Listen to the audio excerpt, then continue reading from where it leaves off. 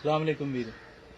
अच्छा, immensity scheme जिहड़ी है वो पीएम साहब ने फिर अनाउंस कर दी है। मेरे ख्याल से कोई चौथी पंजवीं बारी है पाकिस्तान च इस्लामी जमहूरिया पाकिस्तान च स्कीम अनाउंस हो रही है।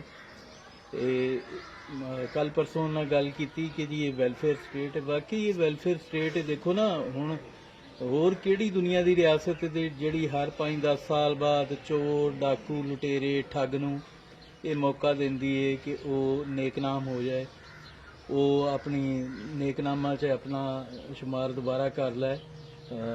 जिन्नियां मर्जी चोरियां डाके मारे पर इस्लामी जमहूरिया पाकिस्तान उन्होंने ये छूट देंदा है कि वो जिहड़ा है अपनी काले धन नूं चिट्टा कर लै और उनकी स्कीम तो फायदा चुकदे होया और शरीफ लोगों च शामिल हो जाए। सो इत्थे जिन्ने समगलर ने जिन्ने कोई चोर डाकू ठग ने वो इस तरह ही शरीफ होए ने, वाइट कॉलर होए ने। मेरे भी 2 प्लाट ने जी और मेरी चूँकि रियासत पाकिस्तान वालों इजाजत है इस्लामी जमहूरिया पाकिस्तान वालों जी कि काला धन चिट्टा कर लो।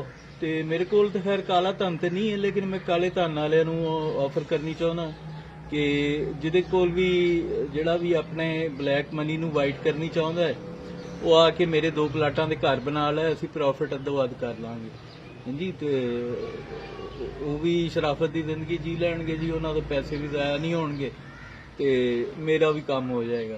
तो बड़ी चंगी स्कीम है जी इस्लामी जमहूरिया पाकिस्तान की। इन जी चोरां डाकुआं नूं लुटेरियां नूं मौका मिलता रहना चाहिए जी 5-10 साल बाद, ताकि वो अपना जिहड़ा काला धन चिट्टा करते रहन।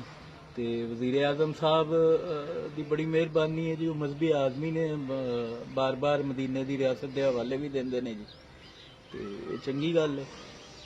की कह सकते हैं, साडे तो उलमा इकराम भी इंजे कहंदे ने। राबी पीरज़ादा जिहड़ी वो अजकल हुण लीक वीडियो तो बाद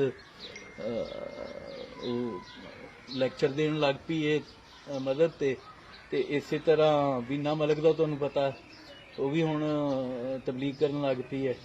तो ये तारिक जमील साहब ने फरमाया सी थोड़े दिन पहले कि जे कोई तौबा कर लेंदा तो चंगी गल है, पर तौबा की गारंटी उन्होंने कोल पता नहीं है कि कोई नहीं।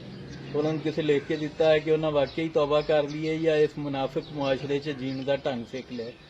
तो बहरहाल जी रब रखा ये वीडियो यूट्यूब ते अज तो बाद यूट्यूब ते ही अपलोड होणगियां मेरिया वीडियोज़।